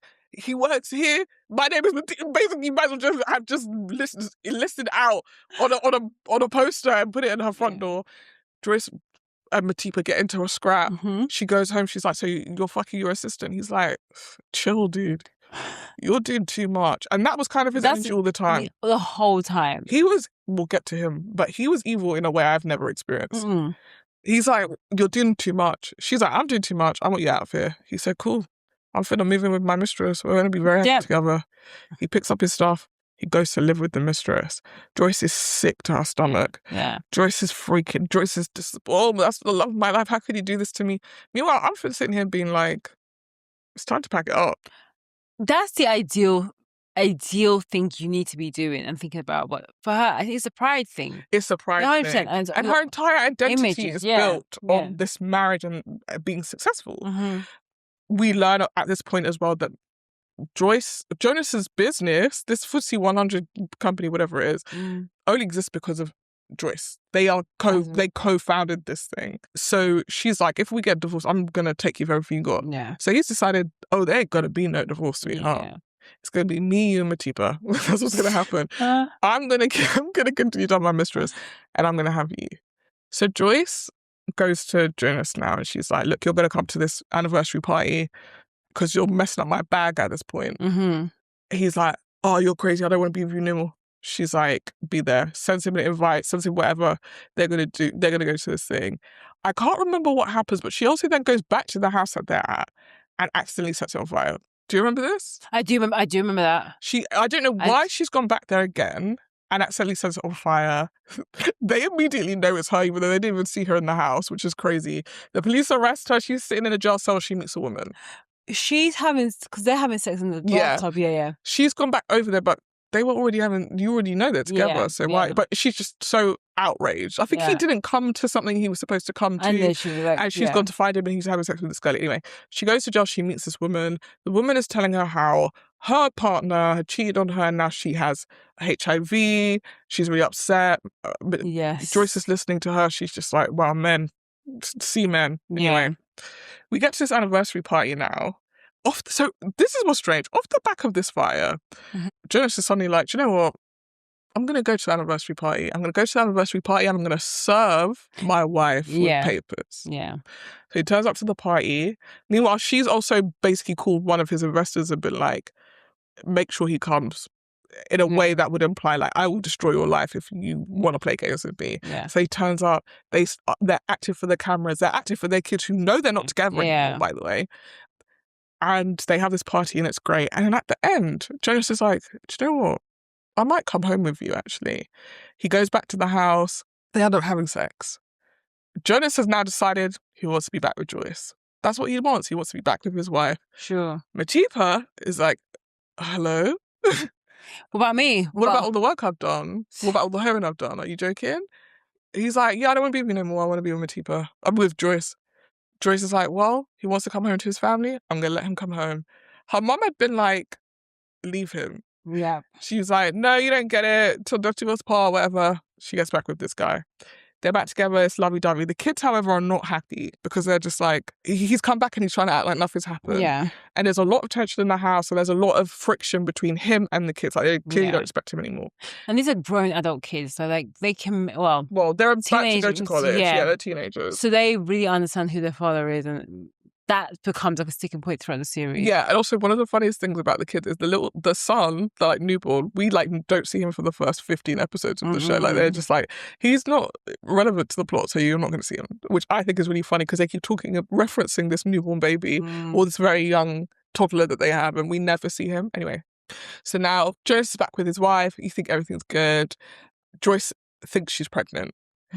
When she finds out she's pregnant, she has this sort of panic attack because she's thinking about how The last time she was pregnant, Jonas cheated on her and ended up leaving her for the Matipa. She doesn't want that to happen. In fact, she doesn't want to be pregnant again because she had a really hard time with the baby. So she's thinking of going to get her tubes tied. Meanwhile, though, before she can do it, she has a change of heart. She's like, I can't go and get my tubes tied without speaking to my husband. So she goes to the doctors with her mum to basically be like, I don't want to do that anymore. Yeah. And while she's talking to them, they're like, wow, you know, your surname was really popular today. We have another Gamora in here. And she's like, another Gamora? They're thinking, oh no, maybe hubby's in for something. He's going to find out about this appointment. No, Matipa's in the hospital.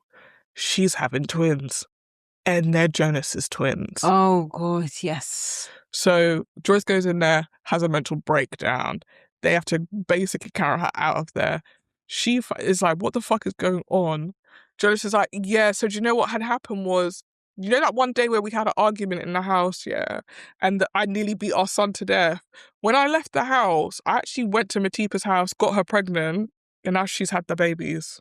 So in the months that he's been home, he's either could basically continued his relationship with Matipa, and she's had this babies. Yeah. She's had these babies thinking, again, he's gonna leave his wife for me. Surprise, surprise, Jonas says to her, oh, I'm not going to leave my wife. I feel like I've told you that already. What I'm going to do is you're going to live in one house, and my wife's going to live in another, and I'll make sure the kids are looked after. But that's that thing. So Matipa's basically having a mental breakdown about this. Joyce is just like, this is a whole mess. People are starting to whisper about these twins as well, because Matipa's basically posted, like, here's a picture of the twins and their dad. So people know that Jonas has got her pregnant. So to save face, Joyce tells the public, Matipa's my sister wife. We are both married to Jonas. So now they have to go through this whole rigmarole of Matipa marrying Jonas so that they can be sister wives and everything can be above board. And Joyce is going on podcasts talking about polygamy and why polygamy is good and we've decided polygamy works for our family. Meanwhile, pressure and desperation has put you in the situation that you're in. Polygamy is only happening with Jonasi. Yeah. No one else is being Jonas is having polygamy. In this time, we find out that this is not the first time that Jonas has had another wife, because Jonas already had a wife before he met Joyce. That was a surprise. We learn that his brother's wife, Essie, is in fact not his brother's wife. His brother's been covering for him because Essie is Jonas's first wife. In a flashback, we learn that Jonas married Essie long ago, basically when he was in college. But while he was in college, he then comes out and meets Joyce. Joyce's dad wants to help them set up a company. So he tells Essie, basically keep it to yourself that we're married. Let me do this and then I'll come back to you. That never happens. Joyce has a daughter for him. She already had a son previously, but now she then has a daughter for him. The daughter knows that's her dad. The son knows that that's his sister's dad. Everybody, but Joyce and Joyce's kids know that they have a sister on the other side of the city, a sister who they've been calling cousin. Essie keeps this to herself, but her blood is boiling because what do you mean? You've married someone else and now you've got 2 other kids. So Essie's daughter, Sarah, starts wilding out. She steals her sister Mpume's phone. She fucks her boyfriend because she basically wants what Mpume has. She wants everything that she wants. And then she reveals to everyone that Jonas is her dad. And that's how everybody learns that Essie is also Jonas's wife. At this point, Joyce is like, this shit's getting out of hand. Like, I thought I was the first wife, he was the second wife to Matipa. You're third, I'm second, Essie is first. So now the girls are in this impossible situation where there's 3 of them. Meanwhile, Jonas is just living his life, by the way. There are no repercussions for Jonas. He's fucking Essie, he's fucking Matipa, he's fucking Joyce, he's fucking all 3 of them, and they are the ones in anguish, and he's having a great time. Now, they're like, okay, maybe we can live in this situation, we can move on. But a 4th woman enters the chat. And the 4th woman to enter the chat is Mpume's friend, Lindani. And Lindani is a teenager who is best friends with Mpume. She's coming to the house all the time. Mpume has a party and her parents come home and stop them mid-party. Jonas basically pulls Lindani aside and is like, you should have known better. You're supposed to keep your friend on the straight and narrow. And then makes a comment about her body. And from there, they start this illicit affair. He's now also sleeping with Lindani. He gets her pregnant, and then she has a miscarriage. And this then comes out, I think, because his son, I think his son's name is Menzi. I think that's the son's name. He finds out that that he's at a club, basically. He goes to a club after work or something and finds Lindani sucking his dad's dick in the club. And he goes home, he's heartbroken. Lindani comes to the house. She's had the miscarriage. Joyce is willing to take care of her. She's going to take her to the hospital. And then it comes out that the father of Lindani's baby is, in fact, Jonas. So at this point, Joyce is like, I'm done. Matipa is like, I'm done. This has got too far. It's gone. It's out of hand. You're sleeping with teenagers. You're basically sleeping with children at this point. There is no way to satiate your appetite. You've got to go. So Jonas leaves and moves in to a flat with Lindani. And in that time that he's with Lindani, a woman comes to meet him. She comes to the house looking for Matipa. Matipa's not there. She asks for a glass of water. Jonas, of course, lets her in the house. Can't help himself. He sleeps with her. She leaves. He is dating Lindani, taking her to parties, drinking excessively, partying excessively, doing drugs. He's just kind of a mess. He's barely going to work and he's ill. He goes to the hospital. He finds out that he has HIV. His response to that is, I don't take any meds. I'm just going to chill at home and do herbal medicines. Yeah. Everyone's like, hey, man, you should take medication. He's like, no, I don't need to do that. He basically starts to waste away. And the minute he starts to waste away, Lindani loses interest in him. Yeah. You're like an old man who's sick. I have no desire to look after you. Yeah. Joyce is not involved. Matipa's not involved.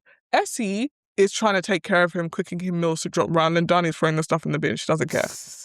I can't remember what happens, but I think I know what it is. His brother, Magesh, is like updating the women on what's going on with him because he's not been going to work. He's had Magesh removed from the company and Magesh trying to get the kids to maybe come in and manage in his absence. And he lets them know, like, look, he's not in a good place. He's not in a good way.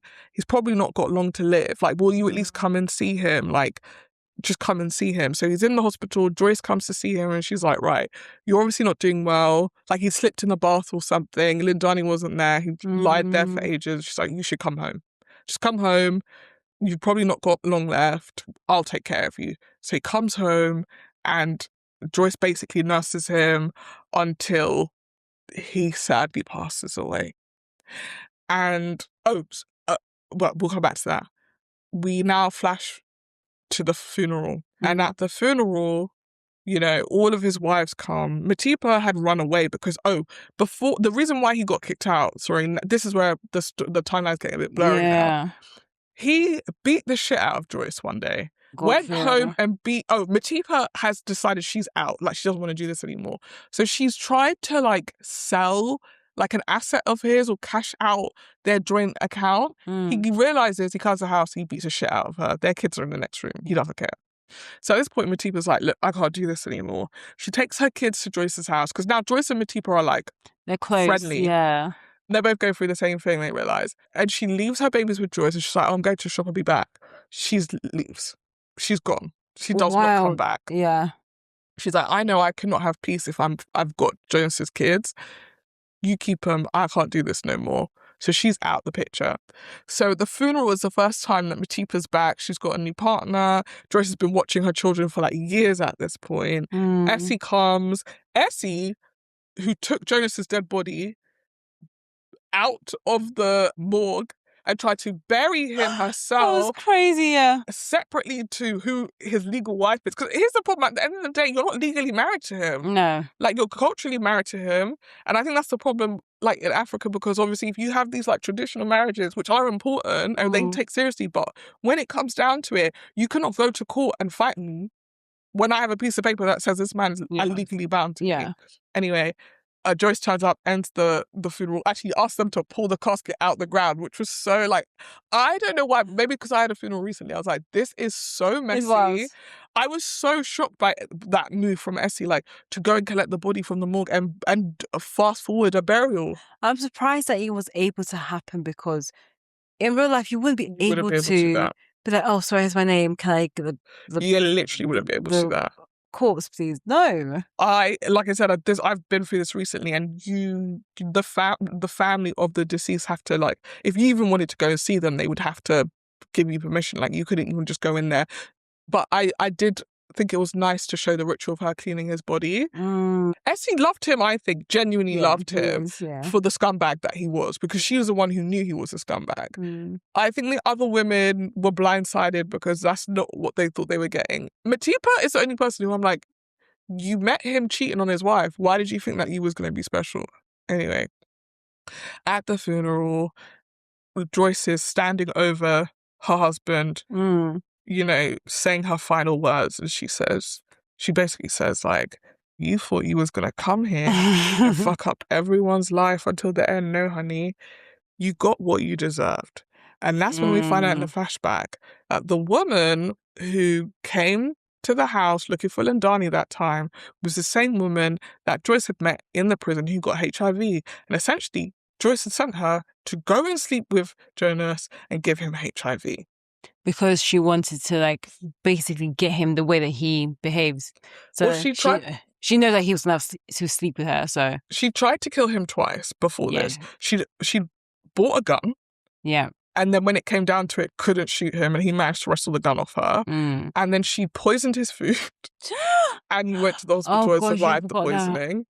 And so we knew throughout the series that she was, like, at her limit. Like, get this man under the jail, and he's going in the ground now.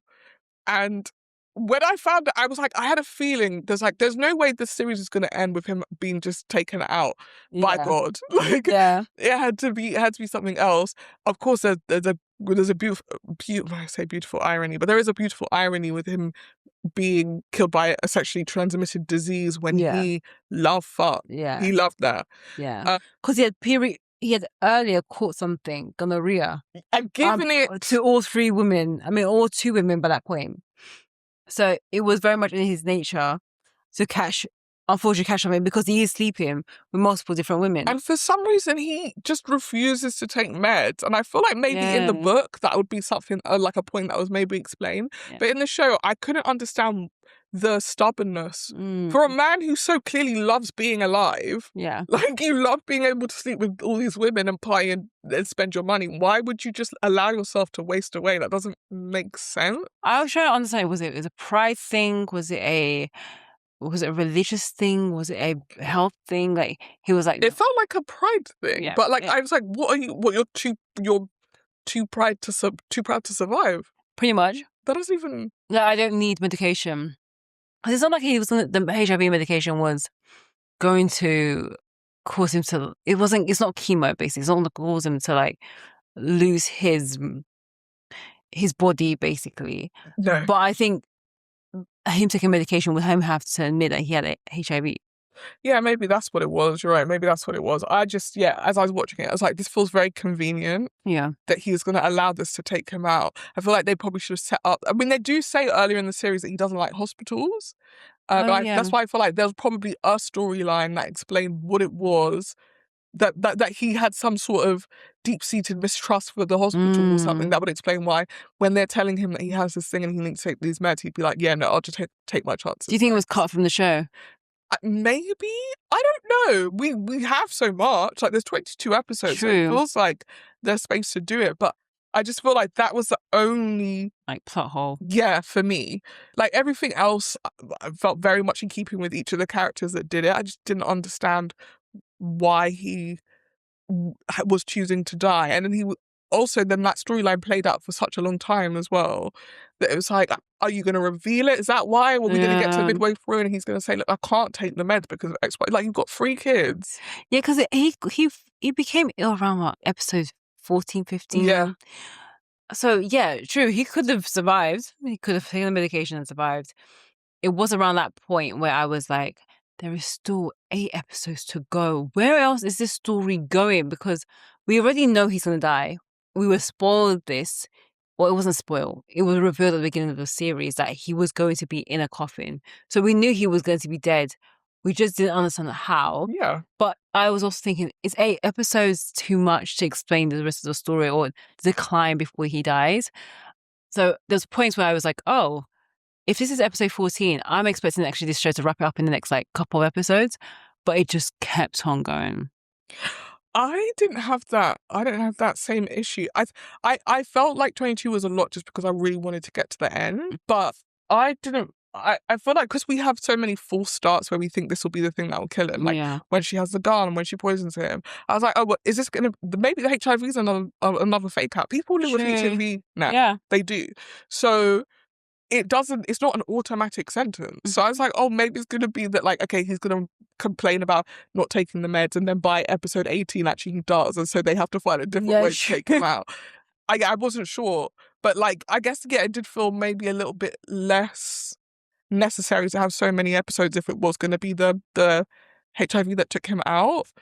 I don't know how I feel about the use of HIV as a means of killing someone either. Just like, I think that's a bit of a morally grey area for me. I think, poetically, it works. Like, stylistically, it worked. But I'm just like, I don't know if we want to start introducing this idea that, like, you could just give people you don't like HIV. Like, that's kind of crazy. Yeah. And again, like I said, it's not a death sentence. So that person would then have to choose to just allow themselves to die. But I found the series really entertaining, actually. I found every episode ended on a hook that made me want to know what was going to happen next. I was really horrified and intrigued by the character of Jonas. I've never witnessed someone so dark in their spirit. Like, he had no good qualities. No, and he also lacks remorse. That's what I mean. Like, most part. At the heart of him, he doesn't think he's doing anything wrong. No. And he doesn't seem to care that he's hurting people. He's horrible to his children, who he's put in this horrible situation. He, like, demands respect from people, even though he literally is the son of Satan. Like, he's not a good person. And I would find myself at the end of certain episodes just being like, they need to kill him. They need to kill him. He needs to die. No, he just has to die. The stuff with Lundani, that, like, really, that's where I was like, yeah, he needs to die, and he needs to die now. Like, you sleeping with your daughter, your teenage daughter's teenage friend, taking her to your family, the other property that you took then getting her pregnant, her having the miscarriage, having the audacity to come to your house and sit in front of your wife. Like, and even that didn't fill him with shame. In fact, the Lindani stuff coming out, he was colder about that than he was about the Matipa stuff or the Essie stuff. He was literally like, well, I don't understand why you guys are so upset.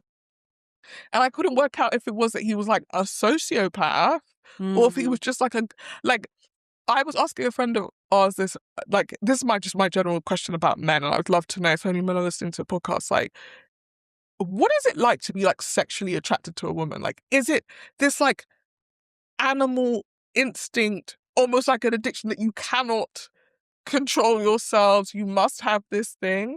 Because the way he moves in this show is like, if he doesn't put his penis in someone immediately, he's going to die. Maybe you can just flip, like, when you've been sexually attracted to a guy, what have you done? I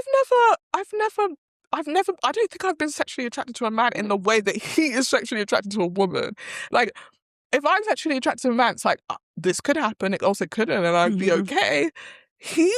There's one point where Essie gets out the car, they're driving back from a bar. Essie's got out the car to piss. Oh my Lord. He is masturbating to her, pissing outside, and then basically, like, fucks her over the bonnet of the car, or like, and it's like, you can't go like, you can't see a woman's body without being like, I need to be inside it.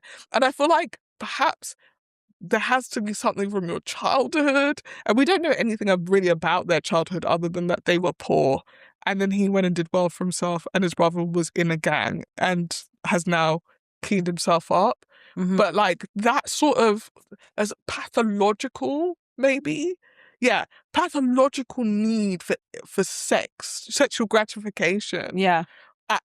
all cost is like something else. Like that to me is a definition of sex addiction. Oh yeah, Like, yeah, he did. you're willing to destroy your life for pussy. That's crazy. That was really intriguing for me to see.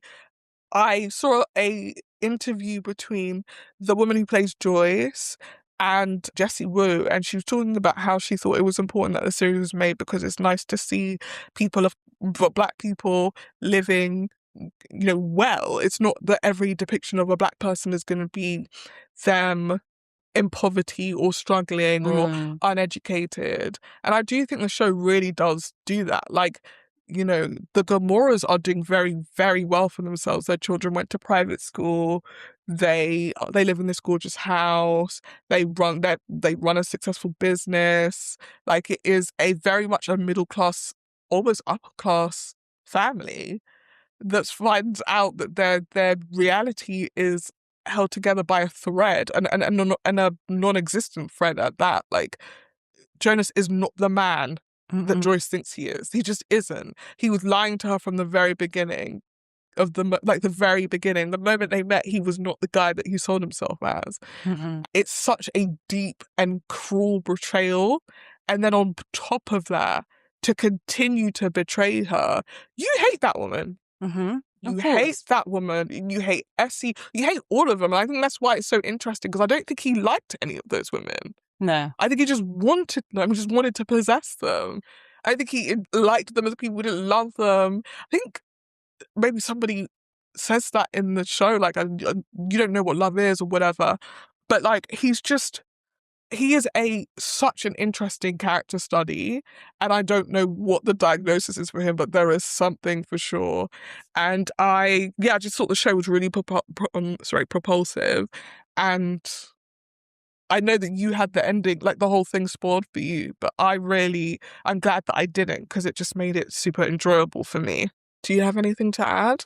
No, there was a point where you mentioned that what was kind of missing is understanding how he became a sex addict. And like, there wasn't much of a backstory. It wasn't like, I hate to say, like, sometimes when people talk about sex addiction or sex and obsession, or even if you look at things like true crime, there's usually some form of backstory of like, oh, maybe they were addicted to porn, or this happened to them, or they were abused when they were younger. And I hate to give these examples, but these are things that I've normally touched on to kind of give a rationale as to why they behave in the way that they are now. Let's take true crime and documentaries to one side and ignore that. But from a script standpoint, usually you give in some sort of context. We didn't get that with this show. It was 30 minutes, 22 episodes, quickly like showing the amount of times that he's sleeping with these different women, the betrayal for Joyce, the continual betrayal for her. And then, of course, like the plot and scheme at the end. So yes, I do wish we had some sort of form of background. I do wish we got some form of context about who Jonasi as a character was, because transparently I realized, yes, because we watched it in dub, that I don't think I got to know Jonasi as a character. And he always was painted as the villain, and he remained the villain for most of the series. But and also, when I was watching it dubs, I barely heard his voice. Like, I had no idea how he actually properly sounded, or he barely spoke. He grunted when he was having sex, and then he was just there. Yeah, he did, but there was times when I don't feel like I heard a lot of dialogue. There was not as much dialogue for him versus the other characters. My personal opinion. But did you feel like you got to know Jonasi as a character? I feel like I think that the series is definitely deliberate about his POV. And actually, the one episode where we're in Jonas's POV is one of the, like, it's very telling, and actually more so the episode that is when it's his birthday and he's expecting Joyce to put on this big spread for him, because she does every year, and it's like, you have a second wife now, so why would this be my problem? And so Joyce doesn't do anything for him. He goes to Matipa, she's not done nothing for him. He goes to Essie, and she's actually with her boy toy, who she has to kick out of the house and then entertain Jonas. And it's very much, that's the only episode where we're in his POV, and what we learn about him is that, like, he craves these women to fill a void within him and make him feel important. And that's why he has to amass so many. Because when one lets him down, he can just go to the other. And when that person lets him down, he can go to the other. True. Rather than like, you're in the situation you're in because of you. Yeah. You're like, Joyce doesn't want to celebrate you on your birthday because you betrayed her. Matipa doesn't want to celebrate you on her birthday because this is not what she thought she was signing up for. No. Essie is like, you know, trauma bonded to you at this point. And also, the reason why she doesn't mind engaging with him is because she doesn't care anymore. She's got a boy toy. She could give two shits. Yeah. And he's been so distant from her life anyway, so it's like, he's just there. And when he comes, they probably just have sex and he goes. It's really, she's probably the most down in that situation, but she's the person who has all the information. True. And so it's easy to feel down in the information in a situation where you're like, yeah, I know who's fucking and who's getting fucked. But that was the only episode in which we were like properly in his POV. And that end where he goes home and he drops the cake on the floor and then he picks it up and like eats it with his hands still. It's like, it's so like gluttonous and excessive and like, oh, I don't care by what means I'm going to have something, I'm going to have it. And I feel like that kind of sums up who he is in the context of this show. And you're right, it would have been nice to know more about him or how he got here. But like, he is the villain of this series. And the series very much wants you to know that. I think it might be deliberate that they don't let us get to know him too much because then we would start to empathize with him. And you can't and you shouldn't. Yeah. And you kind of, as a result, root for Joyce at the end when she does what she does. Yeah, I know. She's got some, like, schemes and plots and you're like, that makes complete sense. I low-key was rooting for Matipa when she drove away and left them kids. I thought it was wild. I mean, it was wild, but I'm like, you lot are in an impossible situation right now. And Joyce is still, even to the end, there are decisions that she makes where I'm like, you don't have to do this anymore. And she still does. And I feel like Matipa even was like, yeah, look, I don't want to engage in this game with you lot anymore. I'm going to go. Yeah. I'm going to go. Keep them kids if you want them so badly. I think it's when it starts to get violent, she's like, oh, you're going to beat me up because I want to just make a new life for myself. Well, okay, then fine, I'll go. Yeah, I want to go. That's what I said I wanted to do. Yeah. Also, yeah, he rapes her as well, I think. Yes, and he rapes Joyce as well. Like, it's crazy. That's what I mean. He's beyond saving. He's beyond empathizing with, and he needed to die sooner rather than later. Yeah. Yeah, he needed to die sooner. In fact, the show could have been that they killed him and they resurrected him and killed him again because he was such a bad person that he deserved to die twice. But honestly, when it ended, I was like, yeah, get me another season of this. I was surprised because I think once it was done, I was like, where does the story go? Because alongside Jonasi, of course, he's got 2 kids. No, he starts off with 2 kids that we know of, and then 3. And then the family expands with the twins and character relationship between the son and Jonasi is something that we observe throughout. I've never seen a father so much want to beat and almost kill his son anytime the son stands up for him, because of course the children can see what he's doing to Joyce. And so the son's standing up for himself and saying, look, you're being basically bad. And then Jonasi just charges at him, is like putting him in a stronghold, trying to choke him out. I'm like, my goodness. And he does it multiple times in the series. And it's just really interesting at the end when Joyce is like, look, I don't want my son to be like Jonasi. And by doing this and by killing Jonasi, it's going to end with him. And then we discover that the son is having sex with Ludani at the end of the funeral, at the end of the series. And it gives an impression like oh, it's too late. It is too late. This whole time, the son, I mean, you can see that little signs of his behavior where he's trying to be a bit too forward with women or just a bit awkward with women in general.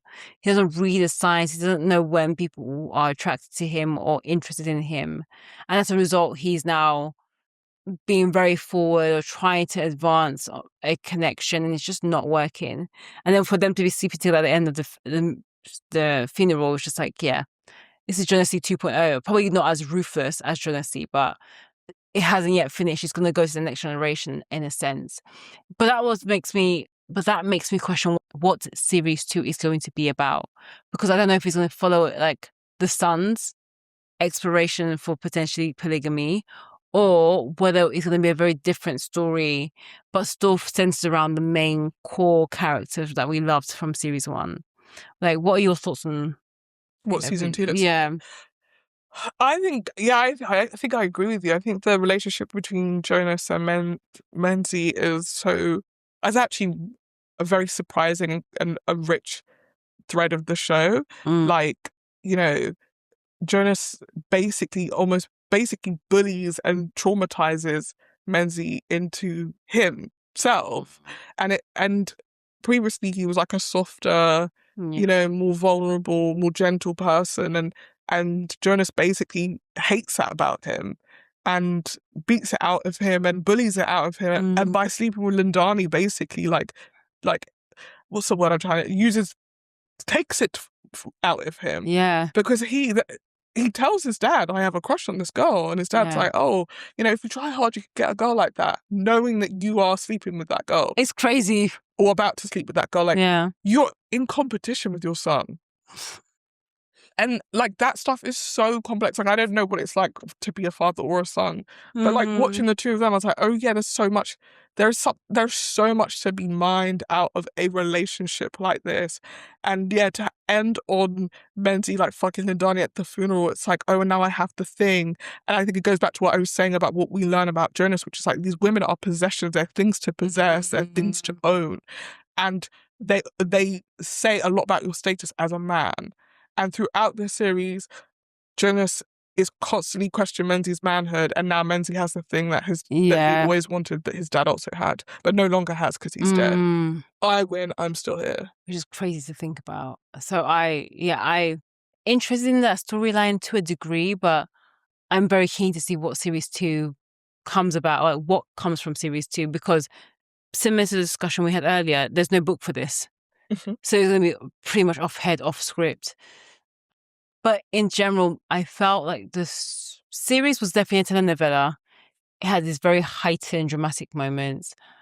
I felt like it was quite long, but I think it's very rare to have a series which is 22 episodes, 30 minutes each, which was amazing, versus what we get with like Grey's Anatomy, which is like 22 episodes long, and now seasons.